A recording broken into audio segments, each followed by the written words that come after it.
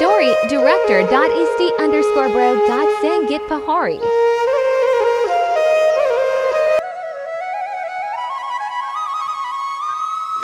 ओहो घरमा काम गर्ने मान्छे अमर नभएपछि डन्डादालाई लास्टै गाह्रो भएको छ। आज जानु पर्यो गाउँतिर खोज्नको लागि। डन्डा छ कहाँ गएछ आज डन्डा छ? के पर्यो गाई साहब त्यस्तो? ए के पर्नु नि तिमीलाई गाह्रो भयो? वा खाना पकाउने घरमा मान्छे पनि छैन, अमर नआएको धेरै टाइम भयो। आज गाउँतिर खोज्न जानु पर्यो। हुन्छ नि त, मलाई पनि काम गर्न गाह्रो परिरहेको छ। लौ जानुपर्छ अब हामी। त्यसो भए किन ढिलो गाई साहब, हामी जाउँ न त। ल जाउँ डन्डा जा।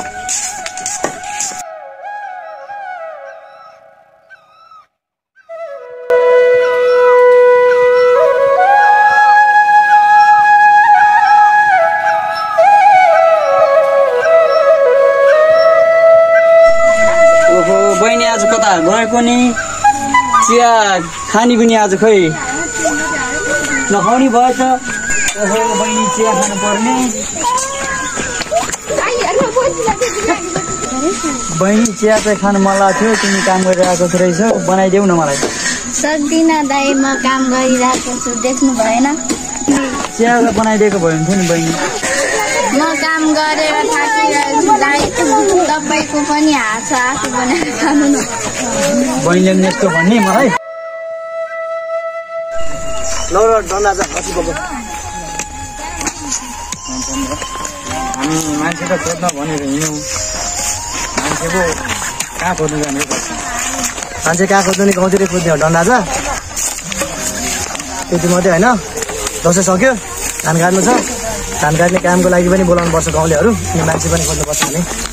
है गाई साहब, बरु मान्छे मार्नु भन्नु न, म मान्छे मार्छु बरु, धान काट्ने काम चाहिँ म गर्दिनँ।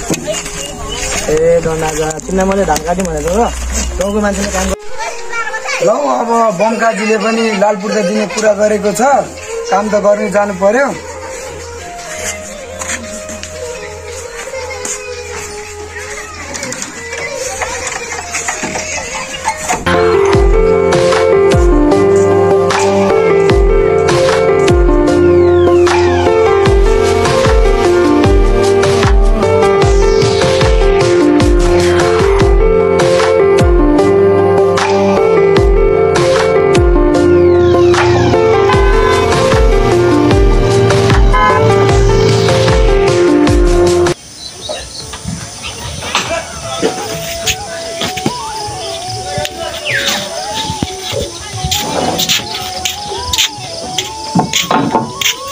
ओहो गाउँ नडुल्या पनि धेरै दिन भयो।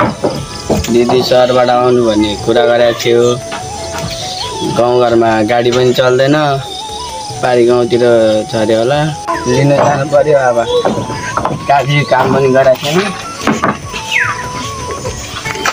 कस्तो भरे हो, काम गर्ने मान्छे पाउँछ घरमा, अनि धान काट्ने काम पनि छ, सोध्नु पर्यो डन्डा जा। हुन्छ नि त, सोधिहेरौँ।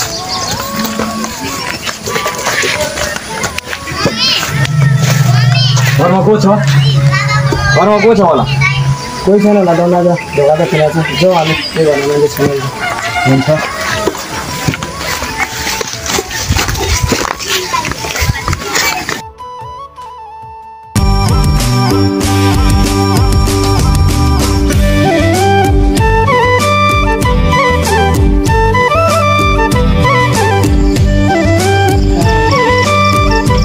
भइसक्यो, भाइ लिन आउँछ भनेको थियो हिजो त, आज त लिन आएन।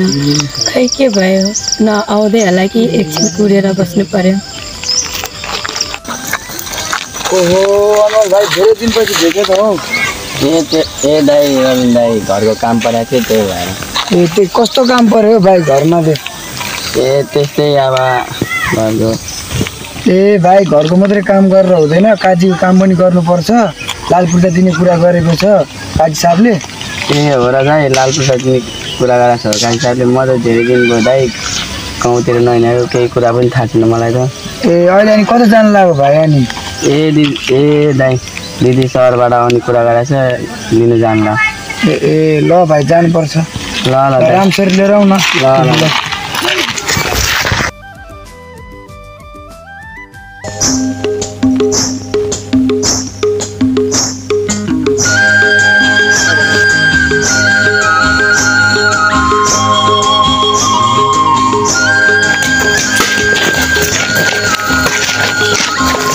ओ रविन भाइ कता दर्शन काई साहब कता हो रविन? ए म त काई साहबको काममै हिँडेको आज पनि। ए मेरो काममा हिँड तिमी आजको लागि काम छैन तिमीलाई दसैँ पनि सक्यो होइन भोलि हाम्रो धान काट्ने काम छ भोलि आउन त तिमी ए हो र मेरो लागि भनेपछि आज पनि छुट्टी हो र भने आज आज तिम्रो लागि छुट्टी नै हो भन्नु पर्यो अब आज काम छैन हाम्रोमा हामी नि गाउँतिर डुल्न जाँदैछौँ भोलि चाहिँ हुन्छ तिम्रो लागि काममा काई साहबले छुट्टी भनिसक्यो त जाऊ न हस् काई साहब मलाई अब आज त खोइ के काई साहबले छुट्टी भन्यो अब घरमा पनि काम छ घरतिर काम गर्न जानु पर्यो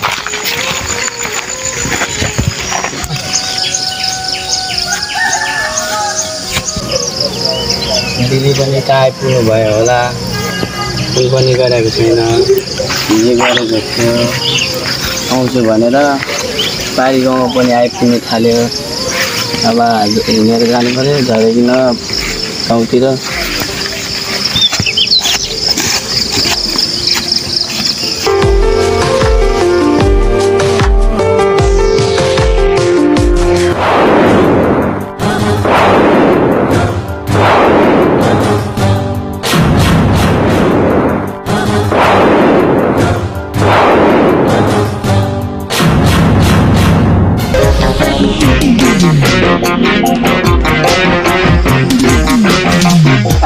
मेन रोड पनि आइपुगे दिदी कहाँ झऱ्यो होला हेर्दै हेर्दै जानु पर्यो ओहो दिदी त आइपुग्नु भएको छ भाइ तिमी त ठुलो भएछ नि भाइ दिदी यस्तै यस्तै हो भाइ तिमी त आउनुलाई कति ढिलो गरेको ए दिदी बाटोमा आउँदा आउँदा नै यस्तै भयो जाउँ भाइ अब त ढिलो भइसक्यो अब त होइन दिदी मै भारी बोक्छु नि ल अब जाउँ भाइ गाडी गाडी कुरा गरौँ दिदी हाम्रो गाउँ तपाईँलाई कस्तो लाग्यो नि ठिकै लागिरहेछ भाइ आफ्नो जन्मभूमि गाउँ त राम्रै लागिहाल्छ नि काठमाडौँ भन्दा त दिदी सहर भने सहर हो गाउँ भने गाउँ हो नि भाइ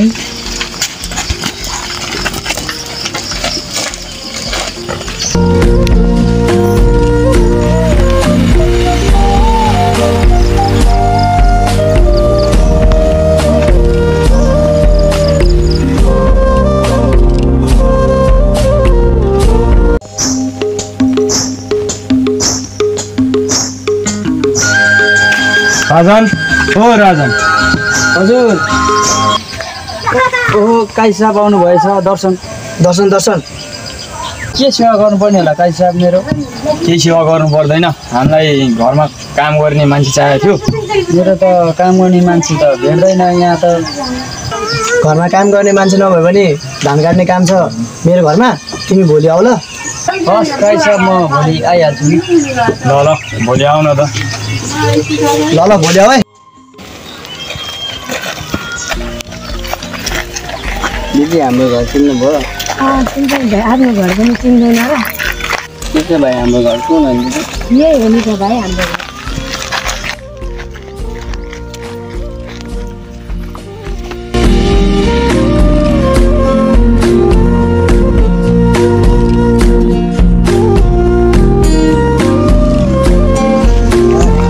घर काम गर्ने मान्छे त हामीलाई पाउँदैन केही छैन गाउँतिर घरमा काम गर्ने मान्छे नभए पनि धान काट्ने मान्छे भेट्यो होइन अब त्यस्तै हो कहिले भेट्छ होला दुःख नमाना तिमी अब घरमा काम गर्नुपर्छ है हुन्छ हुन्छ अहिले अब घरतिरै लाग्ने होला हामी गाउँतिर होइन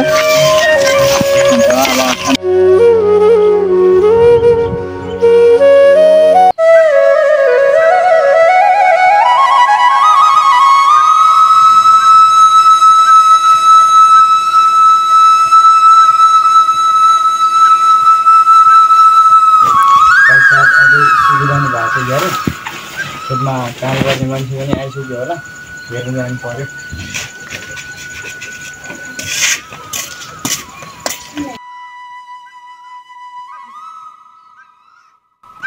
काम गर्न बोलाएको थियो जानु पर्यो है त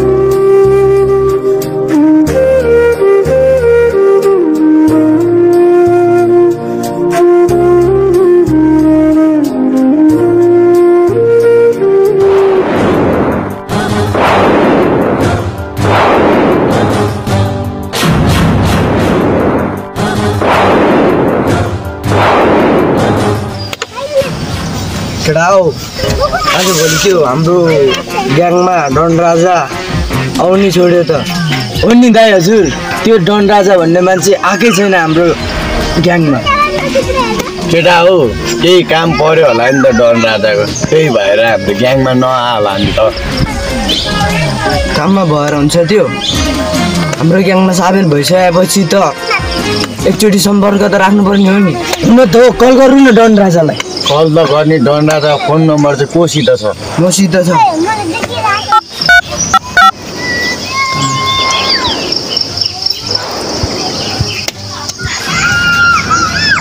केटा हो डन राजालाई सम्पर्कै हुनु छैन दुखी नहुनु न बाबु राजा एक न एक दिन त हाम्रो ग्याङमा अवश्य आइहाल्छ नि त्यो डन राजाको कुरामा धेरै टेन्सन लिनु पर्दैन केटा आजलाई यति नै भयो लाग्दैन हामी भइहाल्छ नि त लाग्दिन